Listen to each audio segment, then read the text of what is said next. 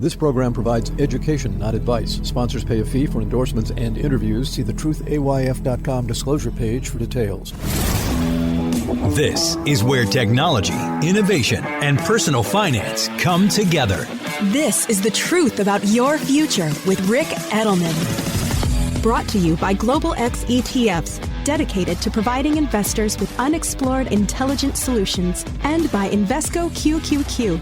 Anyone can become an agent of innovation with Invesco QQQ. Invesco Distributors, Inc. It's Friday, June 9th. Coming up on today's show, the business of investment advice with a visit by Ray Sclafani, one of the premier coaches of financial advisors. Yesterday, I told you that Boston is now providing free community college to everybody. Now, residents of Cook County, Illinois, and Toledo, Ohio, are getting their medical debt wiped out. Pittsburgh as well. They're all joining with a nonprofit called RIP Medical Debt. It's a clever idea. Here's how it works. Let's start with the fact that 18% of Americans have medical debt that they have not paid. Now, they haven't paid the bill in most cases because they literally can't afford to. See, that's kind of the problem with medical debt. Healthcare issues don't really care how rich or poor you are. We're all likely to get in a car accident or trip down the stairs or be diagnosed with an illness. And so if you're the hospital or the doctor and you've got a patient that owes you money because of the services you've provided and they're not paying you, at some point you, the hospital or doctor, you give up trying to collect. And so you take this debt that you have on your books because they won't pay the bill, you sell the debt to a collection agency. That agency pays you 10 or 20 cents on the dollar. Well, the hospital, that doctor, they figure, hey, getting 10 cents is better than nothing. The agency now owns the debt, and they try to collect from the patient. If they succeed, wow, they make a huge profit. They bought the debt for 10 cents on the dollar and they collect a dollar. Wow, that's massive. It also allows them to say, well, we'll go to you and say, look, let's strike a repayment schedule. Pay us 50 cents on the dollar. We'll throw away half your debt. Pay us the other half. They're still making a big profit. You, the patient, get rid of the debt at a fraction of the cost. So this is a really long, tried and true game in the world of debt. Big businesses who can't collect on their debts, they don't want to build a debt collection department in their company. They just sell the debt to debt collection companies. So along comes RIP Medical Debt. This is a nonprofit organization. They play the same game, but they're nonprofit. So they're not trying to make a lot of money at this. Instead, what they do is they raise money from donors. And then they take the money that they've raised and they buy the bad debts, just like those debt collection companies do. This nonprofit, RIP Medical Debt, goes to hospitals and buys their debt for 10 cents on the dollar. Maybe a penny on the dollar or 20 cents on the dollar, whatever they can do. They buy it for pennies on the dollar. And then they just forgive it. They don't try to collect. End of story. Toledo is spending $1.6 million to buy $240 million worth of medical debt. And then it's going to tell those people who owe all of that $240 million, $250 million, they're going to tell them that their debts have been wiped out. New Orleans is spending $1.3 million to buy $130 million worth of medical debt. They're paying 10 cents on the dollar. Pittsburgh is spending $1 million to buy $115 million in medical debt. They're spending less than 10 cents on the dollar. The cities are all getting this money from President Biden's $1 trillion American Rescue Plan. The law gives local governments massive amounts of cash for them to pretty much do what they want. Okay, that's not totally true, but largely true. So to have your debt waived through this program, your income needs to be $111,000 or less, or your medical debt has to be more than 5% of your income. You don't apply RIP Medical Debt figures out who qualifies. They know who the people are who owe the money, and they're able to go into tax records and other databases to determine if you owe money and do you qualify based on being a low-income household. And we begin with the attitude that, wow, bad things happen to good people. It's not your fault you were in a car crash. It's not your fault you tripped down the stairs. It's not your fault you were diagnosed with a tumor. You've got yourself saddled with tens of thousands of dollars of medical debt you'll never be able to repay. You haven't even trying to repay it. Along comes a way for that debt to literally disappear. Pretty cool, huh? It is, but it doesn't really solve the problem. If you think about it, this program, in the end, it's rewarding people who don't pay their bills, and it punishes those who do. This is similar to the debate regarding President Biden's college debt payoff plan. He wants to forgive $10,000 worth of student loan debt per person. It's in front of the Supreme Court right now, which I think is going to end up saying no. The bottom line is, the only people who could have $10,000 of their student loans waived are people who still have $10,000 of student loan debt. What about those who paid off their debts in good faith? What about those who didn't incur the debt in the first place because they were acting maturely and responsibly? What about those who got a second job or who borrowed the money via a mortgage? None of them are benefiting. So here we have medical debt. Some people are able to pay off the debt. Others struggled to pay off their debt, but they did so because ethically, morally, it's the right thing to do, and they did it. Others, you could argue, are simply being like scofflaws. They have the debt, maybe they can pay it back, even if it's only $50 a month, and they're choosing not to. Now their debts are getting wiped clean. Is this fair? Is it appropriate? Is it proper behavior for a social policy to bail people out like this? And even if it is yes to all the above, the money that these cities are spending to do it, New Orleans is spending $1.3 million, Pittsburgh $1 million, Toledo $1.6 million, that's money that these cities are not spending on other government programs like education, police, fire, paving roads, fixing potholes, you name it. Well, there's a lot of political support for this. 71% of Americans in surveys support medical debt relief. A lot more than they support student loan debt relief. 50% support that. 71% support medical debt relief. I think it's because we're all in agreement that going to college is an option. Going to the hospital isn't. And also, this doesn't prevent the incurrence of medical debt in the first place. So maybe we're dealing with the debts that already exist, but we're not solving the problem of our amazingly high healthcare costs. This whole thing, as good as it may be, is not really solving anything. And we can also argue that since cities and states are all doing this, the cost of buying that debt is going to rise. If hospitals know that there's a big piggy bank funded by the federal government, the hospitals won't sell the debt for 10 cents on the dollar. They're going to demand a lot more, which means it's going to cost a lot more to keep this thing going. And of course, at the end of the day, taxpayers are footing the bill for it all. And in the end, isn't that true for pretty much everything?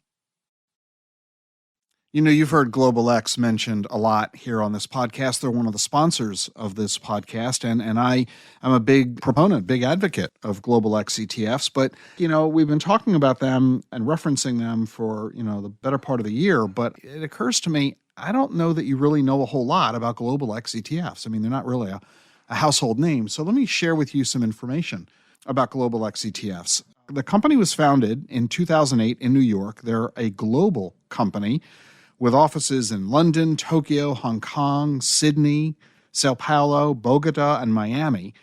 In 2016, the company just had $3 billion in assets, very small ETF company. But now they've got $45 billion in assets, a 15x increase in just 7 years. This is a real testament to the power of their investment strategy. They've now got 105 ETFs. They're serving investors in 95 countries. They're one of the biggest success stories in the entire asset management field. The company is part of the Mirai Asset Financial Group. This is South Korea's pioneering mutual fund manager. And all told, they're managing $500 billion in client assets, 12,000 employees, 51 offices worldwide. The company is so innovative that Harvard Business School published a case study on them. If you'd like to read that case study, by the way, I got a link to it in the show notes. Now, you know me, it's not just the numbers that matter, it's the people. When I was running Edelman Financial, we won lots of Best Places to Work awards. Taking care of our staff was always very important to Gene and me. We knew that if we took care of our planners and our staff, they would take great care of our clients. That's all that really matters. So we always pay a lot of attention to how companies treat their employees. And that's another reason I like Global X so much. Global X has won a lot of Best Places to Work awards themselves, including, and this is really impressive, they were named one of the top 10 best places to work in New York City by Crain's. And that's pretty amazing. You think about the tens of thousands of companies that operate in New York City. I mean, there are 55 Fortune 500 companies that are headquartered in New York. And Global X is one of the 10 best companies to work for in the entire city. That says a lot about their culture and their commitment to their people, and therefore to their investors. A lot of the credit goes to Global X's CEO, Luis Berruga. He's a native of Spain. He's got a long career in the asset management business. He was with Jefferies, Morgan Stanley. He's a member of the Forbes Finance Council, and he's very much on social media, which you'd expect from the CEO of a company that focuses on technology innovation for its investment strategy. I mean, everybody at Global X walks the walk. In fact, Global X is not just on LinkedIn and Instagram. They've got the largest TikTok following of any asset manager.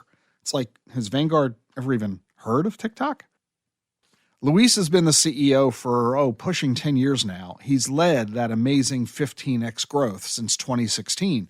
It's not just Luis. All the senior executives have been with the firm for 9 or 10 years. The heads of sales, product, marketing, compliance, operations. Continuity matters when you're running a big business. You want to know, as an investor, that the people you're entrusting your money to are committed to serving you. And long tenure like this, that's not something you often find on Wall Street. I think it helps make Global X special.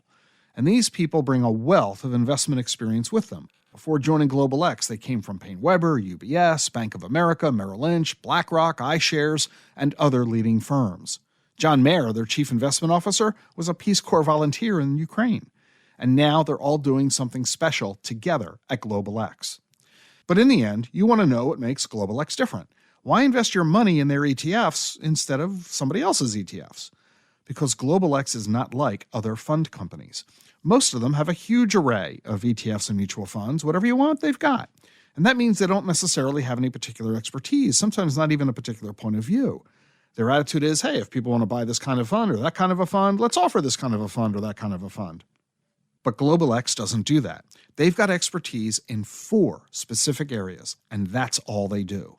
They don't have a government securities fund. They don't offer muni bond funds. They don't even have a money market fund. Anybody can do that. There's nothing special about those. You're not going to achieve financial security because of the money market fund you pick. Instead, Global X focuses on helping you create wealth, and they focus on 4 major categories: thematic, income, commodities, and international access. And they emphasize these in every region of their operations. In every one of their global offices, they focus on local risk management, sustainability, and digital asset solutions. This dedication has led Global X to become a pioneer in the ETF space. Their lithium and battery technologies ETF was one of the first in the industry in the thematic ETF space when it launched way back in 2010. They were one of the first ETF managers to give investors monthly distributions for income. And their NASDAQ 100 covered call ETF now has $7 billion in assets, and it's now available in London and Sydney as well as the US. This is the kind of innovative leadership that you really want in a mutual fund or ETF provider. Global X's thematic ETFs are focused on exponential technologies. And you know how big a fan I am of this topic. I mean, it's the basis of the title of this podcast, The Truth About Your Future. It was the name of my last book, the New York Times bestseller, The Truth About Your Future. Through Global X ETFs, you can invest with a laser focus in 37 different thematic investments: infrastructure, robotics and artificial intelligence, autonomous and electric vehicles, cybersecurity, cloud computing, fintech, the Internet of Things, genomics and artificial intelligence, video games and esports, social media, telemedicine and digital health, clean tech, the millennial consumer, the aging population, renewable energy, blockchain, e-commerce, cannabis, hydrogen, data center and digital infrastructure, health and wellness, clean water, ag tech and food innovation, disruptive materials, wind energy, solar, education, emerging markets, metaverse, and green building.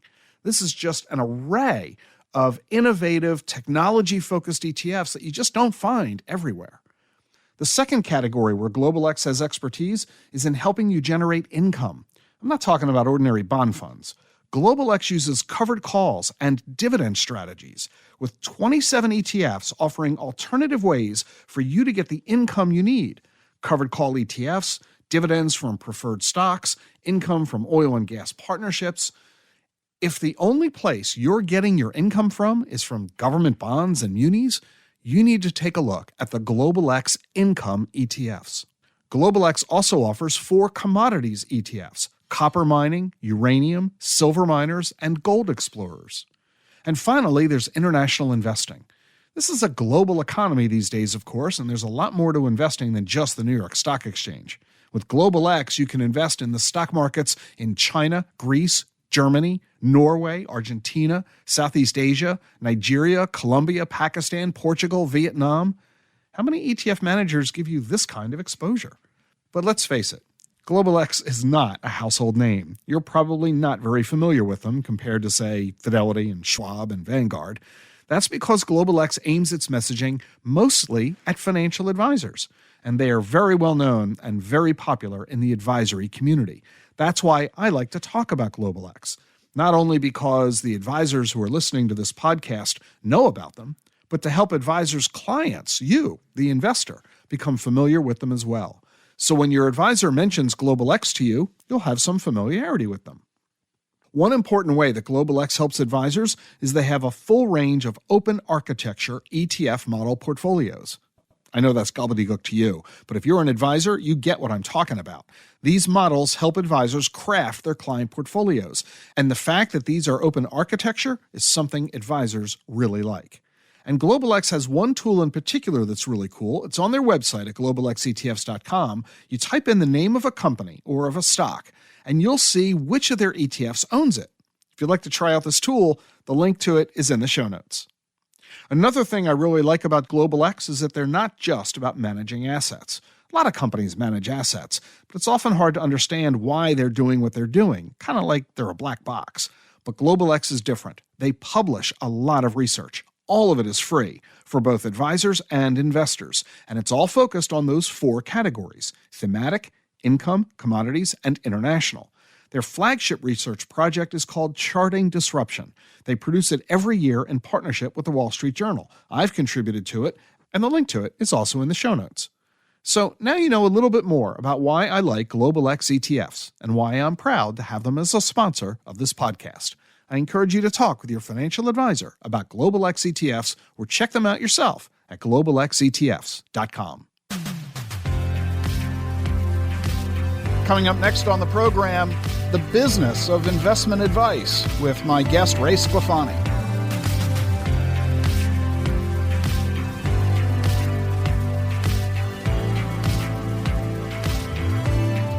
Charles Schwab is proud to sponsor Rick Edelman's podcast. There's strength in numbers. Charles Schwab has 25 million clients and over $7 trillion in client assets, 400 local branches, 36,000 employees, 24/7 live help, and 50 years of experience. There's strength in those numbers, and at Charles Schwab, investors are the #1 priority. Visit aboutschwab.com for the numbers and schwab.com to learn more. The Truth About Your Future is sponsored by GlobalX ETFs. Amid inflation, rising rates, and a host of other economic challenges, volatility has been one of the few constants lately. But as listeners of this show know better than anyone, it's important to look past the short-term headlines and focus on the bigger picture. Despite the ups and downs of the news cycle, exponential technologies continue to advance, shaping a world of new possibilities in engineering, transportation, healthcare, and renewable energy. At GlobalX ETFs, we offer a diversified product lineup including risk management solutions to navigate the storm, along with thematic strategies targeting the growth opportunities of tomorrow. Whatever your goals, visit globalxetfs.com to explore how our research and insights may help you achieve your goals.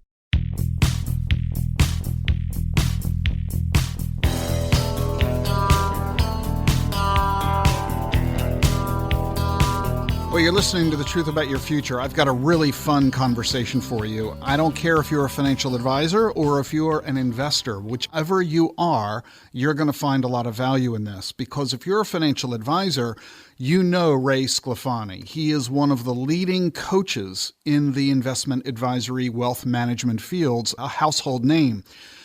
And if you're an investor, you need to know that guys like Ray Sclafani exist, because what a lot of investors don't understand, I mean, you're probably working with a financial advisor, 2 out of 3 investors do, but you may not be aware that there's the business of investment advice. How is it that your advisor does what they do? How do they get so good at operating their practice and serving you better than ever? Well, it's because of guys like Ray Sclafani. Ray is the founder and CEO of ClientWise. He is one of the premier coaches in the financial wealth management industry, and he does training exclusively for financial advisors. He's been doing this for decades. He was 20 years at AllianceBernstein, where he was one of the company's top professionals and executive leaders. He founded the Advisor Institute at AllianceBernstein. He is a professional certified coach. He holds a master's certification in neurolinguistics, and he has participated in the Strategic Coach Program for 17 years. If you're a client of Merrill Lynch, Morgan Stanley, Raymond James, Ameriprise, Northwestern Mutual, FSC, John Hancock, Nationwide, MetLife, Northwestern, you name it, odds are really high that your advisor has gotten training from Ray Sclafani and his team.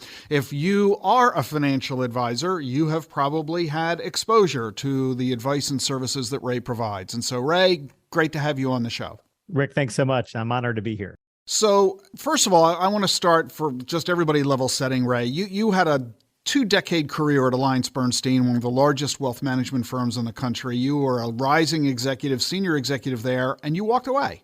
Let's start there. Why did you leave AllianceBernstein? I saw a really interesting trend taking place in the industry. And that trend was an aging of an advisor who was really curious about how to remain a fiduciary, how to succeed in succession. And as I surveyed the landscape, my good friend Mark Tibersian and I had lots of conversations about who was helping advisors make this transition.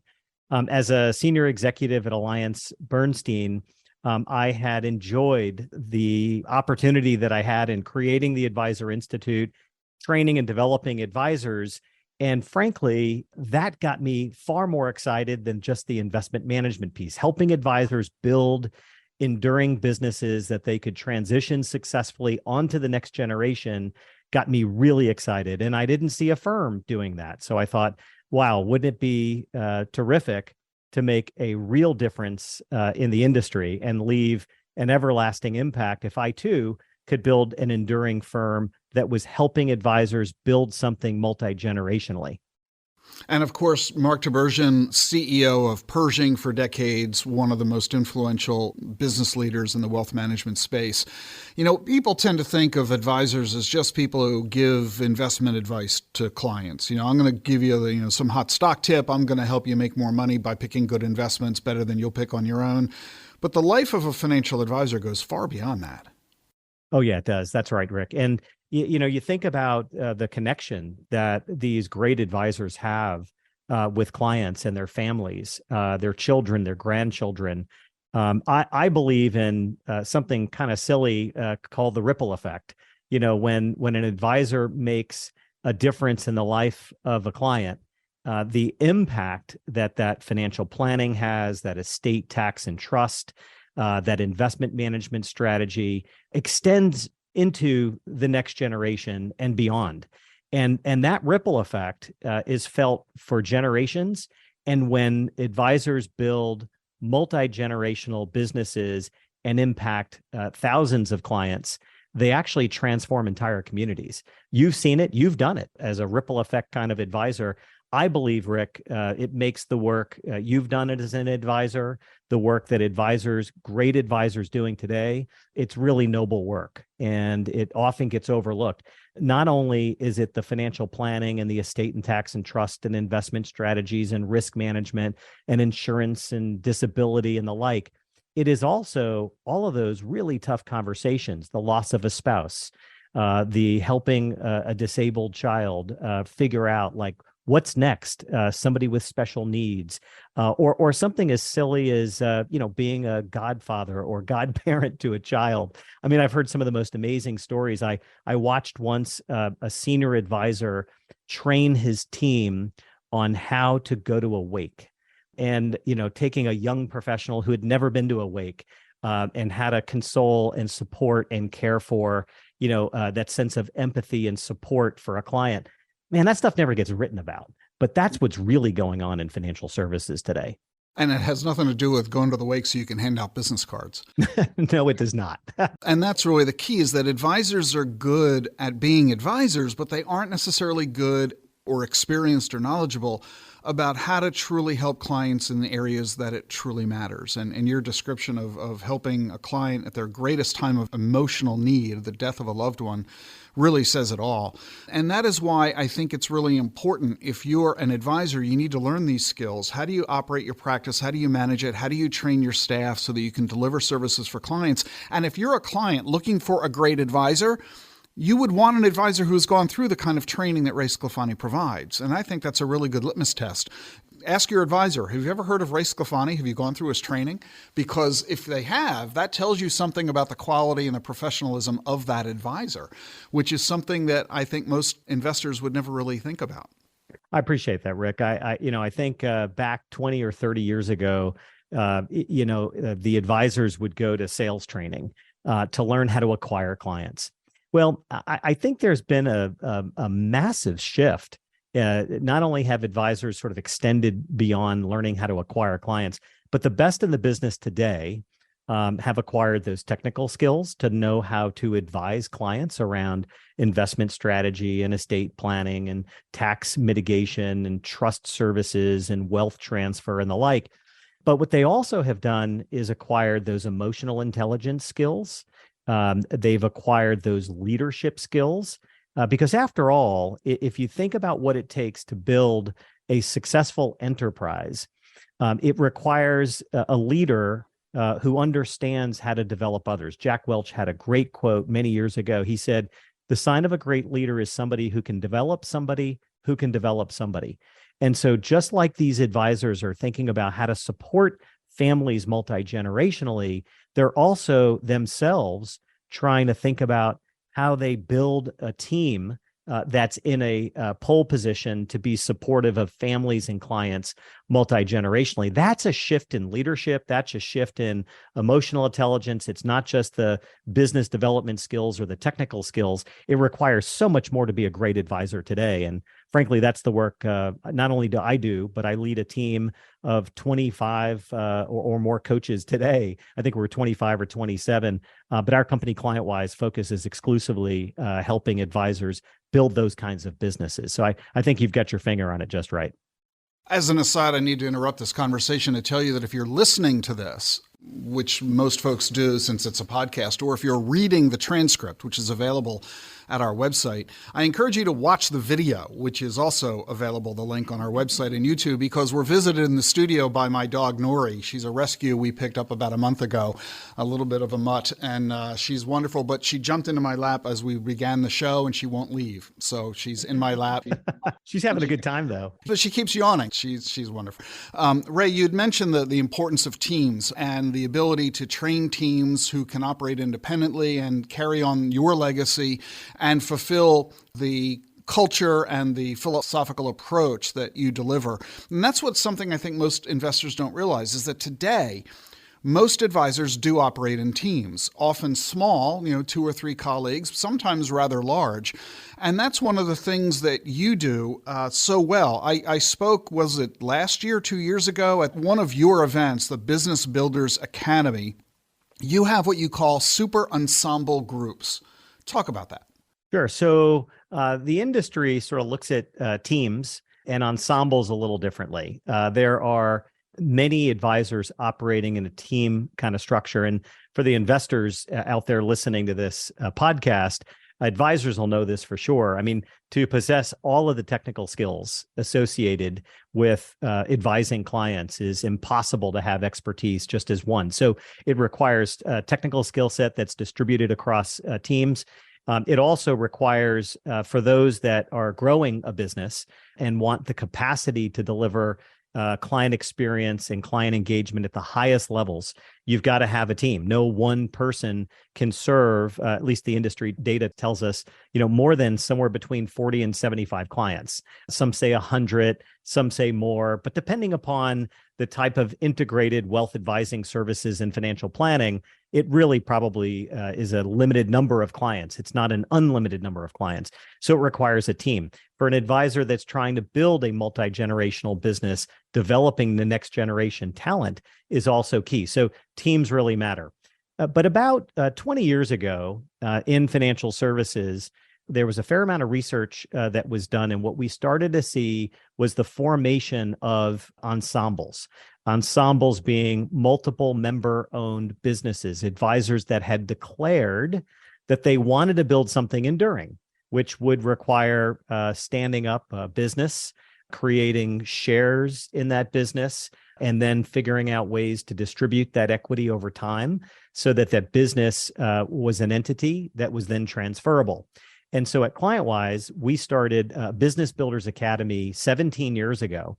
And we've got groups of advisors that are like in size, both in terms of revenues, in terms of number of team members, number of professionals that are advising clients, and also what stage they are in that endurance and transition and building their business. So we've created a series of groups. Advisors have businesses that are solo owned.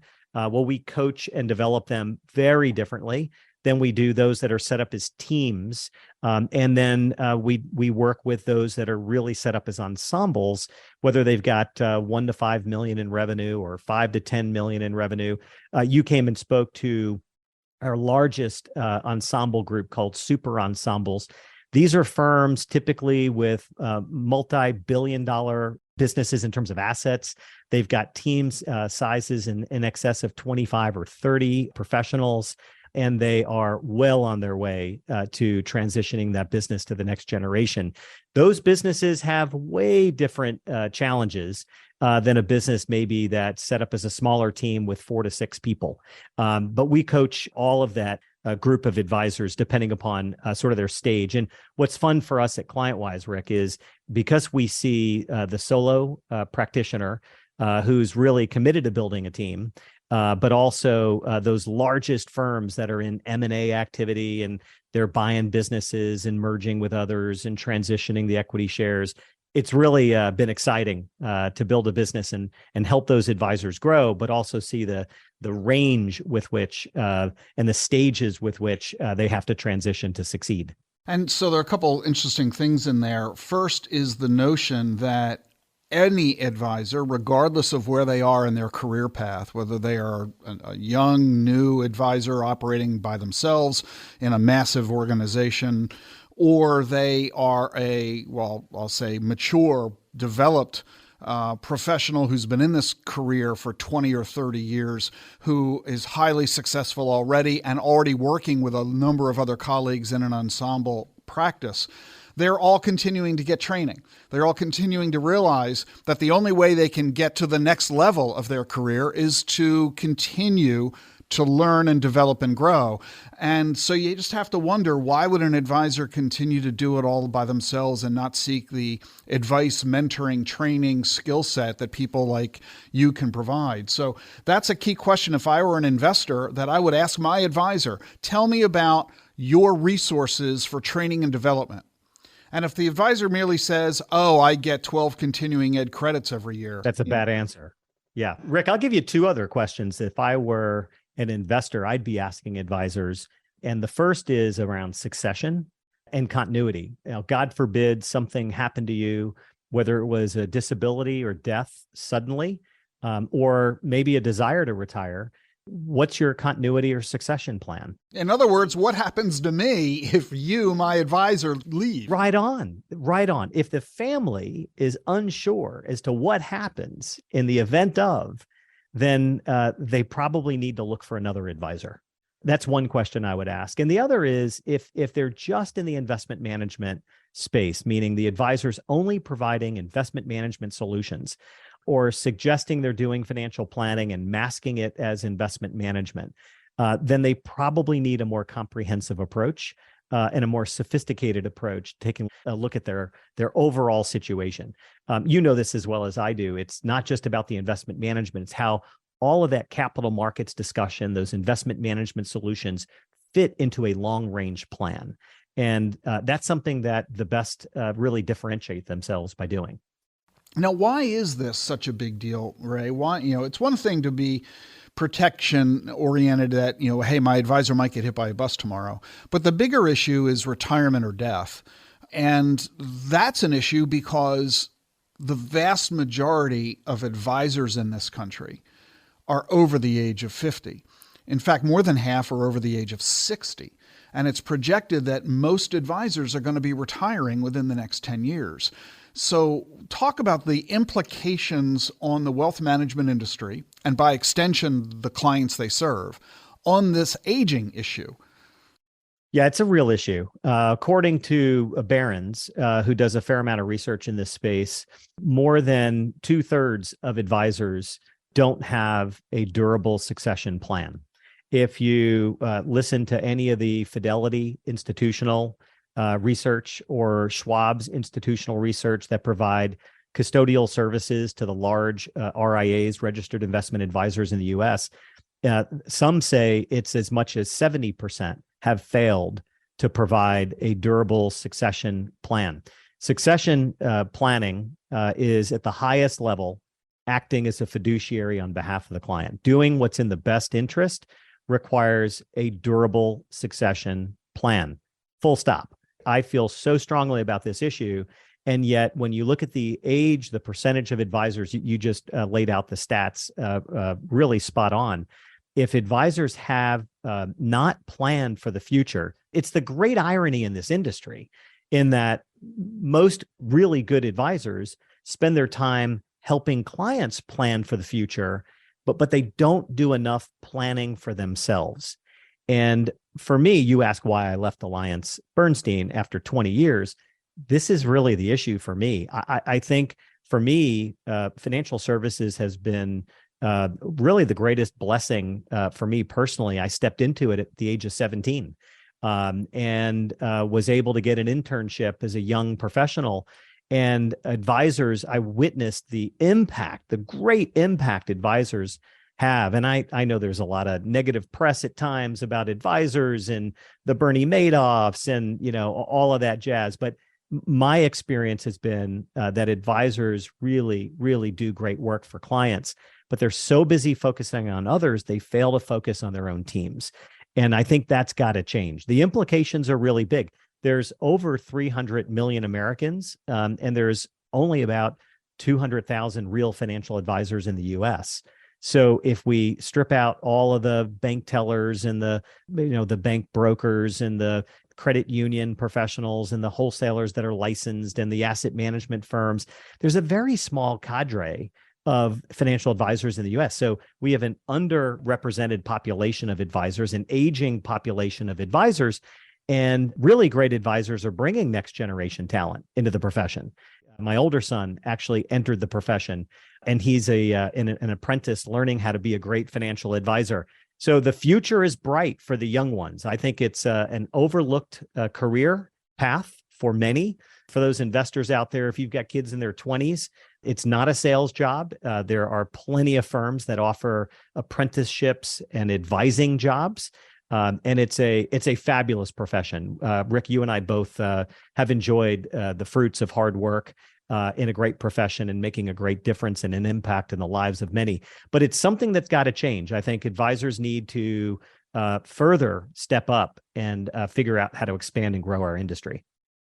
And let's talk about the environment we're in right now.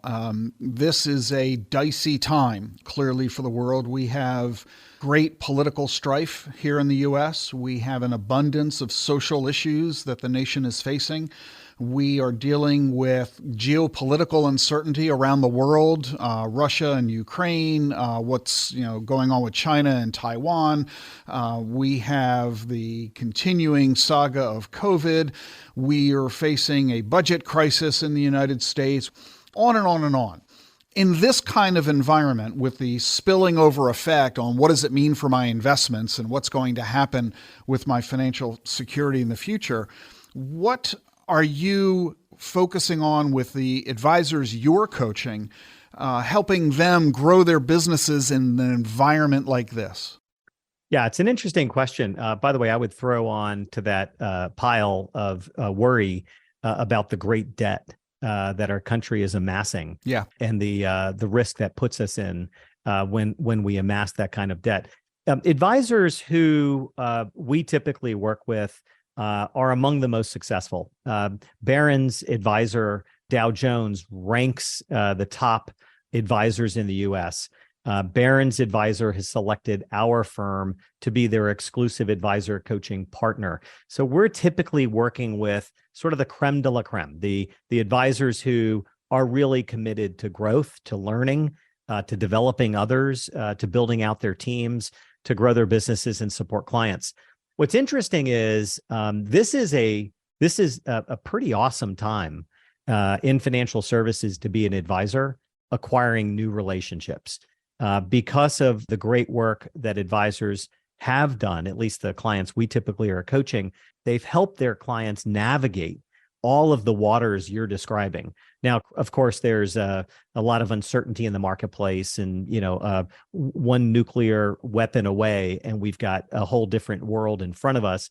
But what I notice is advisors are doing a really good job of working with their clients to protect their plan, to discuss what real financial security looks like.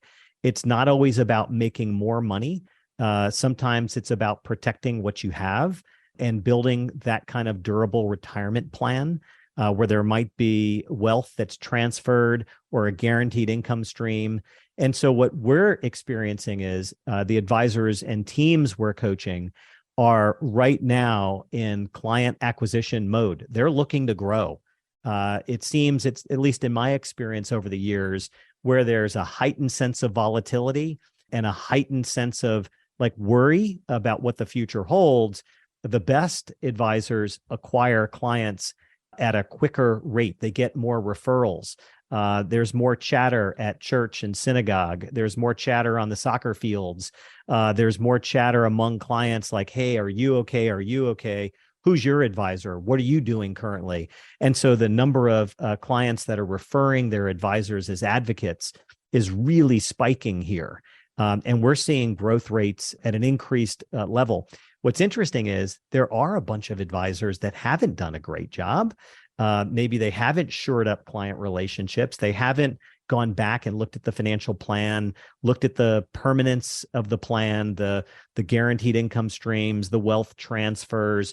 I also think the best advisors are educating the next generation of clients.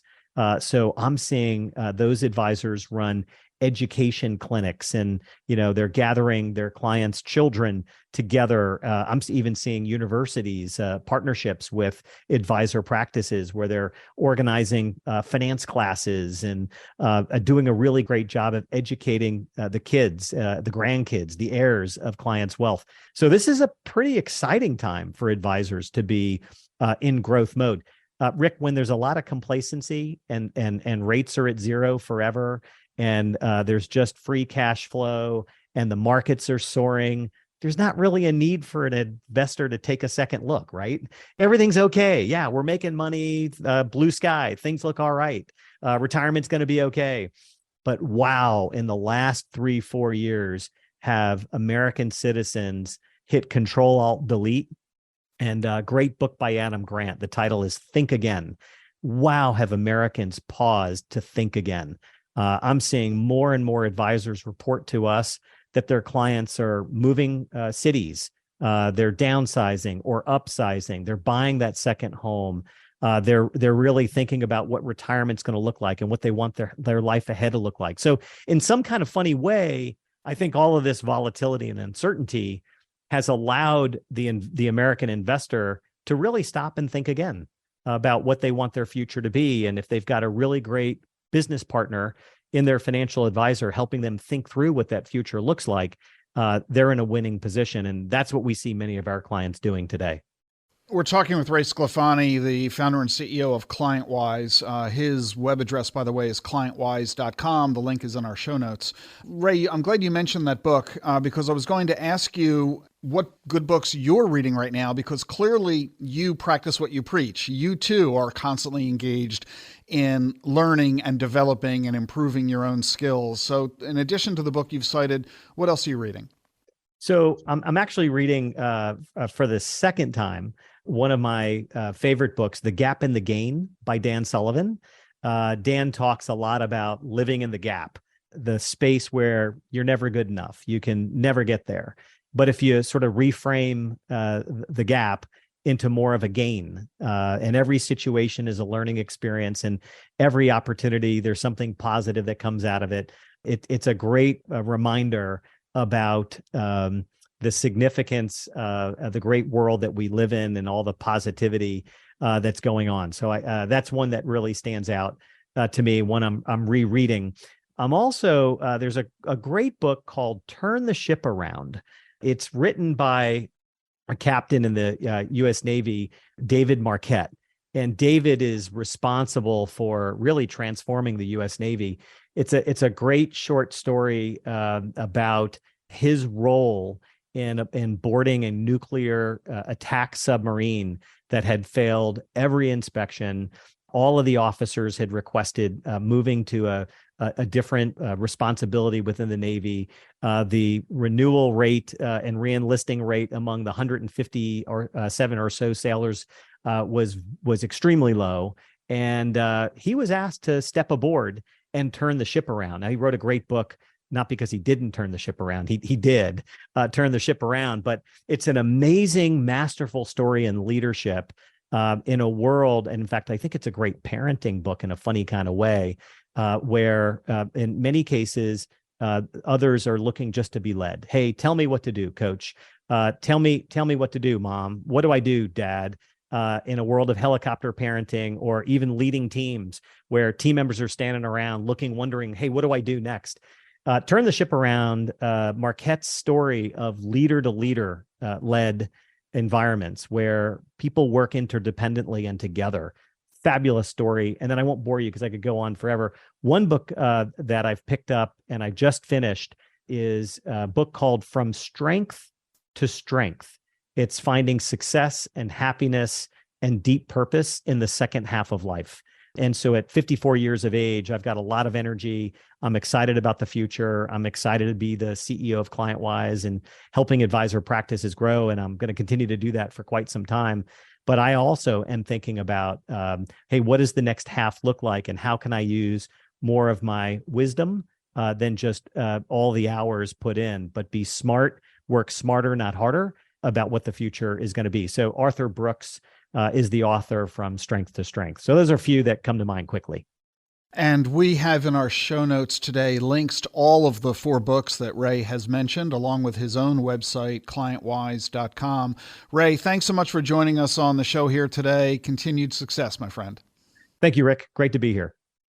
Hey, if you're a financial advisor or an accredited investor and you want to get a deep dive into the world of crypto, come to Vision. It's the longest-running digital assets investment conference specifically for financial advisors and accredited investors.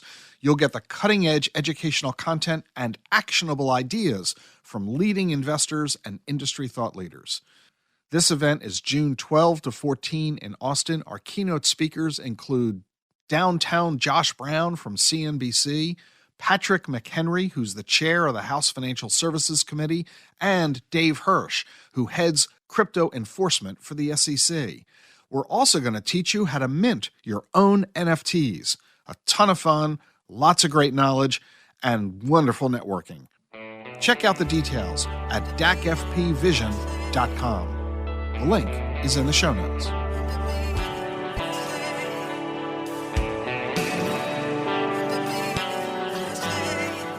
The Truth About Your Future is sponsored by Global X ETFs. Listeners of this program enjoy fresh perspectives on the financial topics that matter most, especially the rise of exponential technologies. And right now, there may be no faster-moving tech story than the rise of artificial intelligence. But despite some exciting new developments, like the launch of ChatGPT, we are only beginning to scratch the surface of AI's potential. So, which companies will have staying power? As an investor, it's hard to know, which is why Global X ETFs specializes in thematic investing strategies that harness the potential of numerous companies involved in an emerging trend, all in a single trade. Explore our investment approach along with our latest research on the emergence of AI at globalxetfs.com/insights.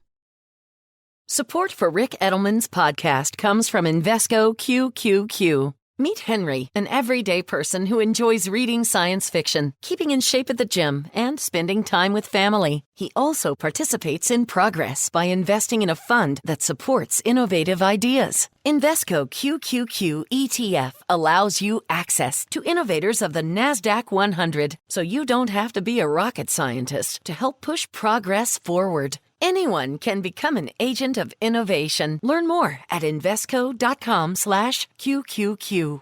There are risks when investing in ETFs, including possible loss of money. ETFs' risks are similar to those of stocks. Investments in the tech sector are subject to greater risk and more volatility than more diversified investments. The NASDAQ 100 Index comprises the 100 largest non-financial companies on the NASDAQ. You can't invest directly into an index. Before investing, carefully read and consider fund investment objectives, risks, charges, expenses, and more in prospectus at Invesco.com. Invesco Distributors, Inc. You know, Jean's podcast, Self-Care with Jean Edelman, is now her own independent podcast. Jean's passionate about sharing her knowledge and insights with you on self-care, mindfulness, overall wellness. Jean's topic this week, our inner world. Subscribe at selfcarewithjean.com. I'm Rick Edelman. Have a great weekend. I'll see you Monday. The Truth About Your Future with Rick Edelman has been brought to you by Global X ETFs, dedicated to providing investors with unexplored intelligent solutions, and by Invesco QQQ. Anyone can become an agent of innovation with Invesco QQQ. Invesco Distributors, Inc. Get the truth about your future with Rick Edelman. It's thetruthayf.com.